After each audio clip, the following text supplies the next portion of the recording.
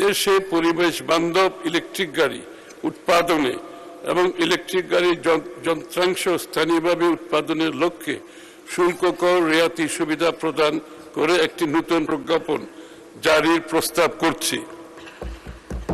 যে সকল প্রতিষ্ঠান 4 চাকা 4 হুইলার, 3 চাকা 3 হুইলার, বিদ্যুৎ চালিত যানবাহনের বড়ি তৈরি, ওয়েল্ডিং, পেইন্টিং, অ্যাসেম্বলিং সম্পন্ন করার মাধ্যমে স্থানীয় পর্যায়ে উচ্চ মূল্য সংযোজন করবে, তাদের ক্ষেত্রে উপকরণ ও যন্ত্রাংশ আমদানিতে 3% আমদানি শুল্ক ব্যতীত সকল প্রকার শুল্ক কর মওকুফের প্রস্তাব করছে।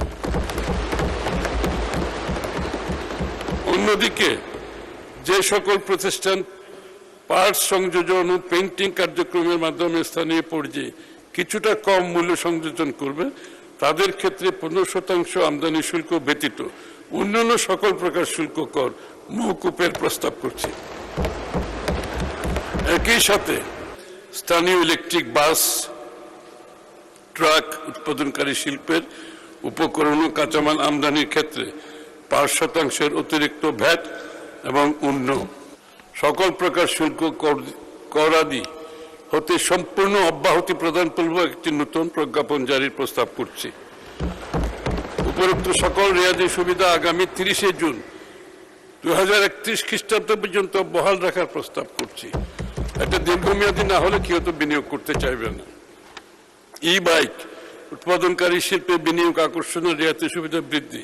মাননীয় স্পিকার, দেশীয় ই বাইক, ইলেকট্রিক বাইক উৎপাদনকারী ও সংযোজনকারী প্রতিষ্ঠানের পাশাপাশি স্থানীয়ভাবে পার্টস ও যন্ত্রাংশ উৎপাদনে নিয়োজিত ভেন্ডর প্রতিষ্ঠানকেও উপকরণ আমদানিতে রেয়াতি সুবিধা প্রদানের প্রস্তাব করছি।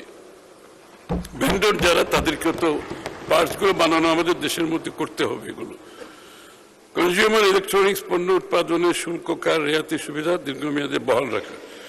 আমদানি নির্ভর প্রযুক্তি পণ্য যেমন mobile phone, refrigerator, freezer, air conditioner, washing machine, ATM, CCTV camera স্থানীয়ভাবে উৎপাদনপূর্বক সাশ্রয়ী মূল্যে সাধারণ ভোক্তাদের ক্রয় ক্ষমতার মধ্যে রাখা এবং এ খাতে রপ্তানি উৎসাহিত করানোর জন্য এই সকল পণ্য উৎপাদনের কাঁচামাল ও উপকরণ আমদানিতে বিদ্যমান শুল্ক ও কর অব্যাহতির সুবিধা আগামী 30 জুন 2030 পর্যন্ত বর্ধিত করার প্রস্তাব করছি।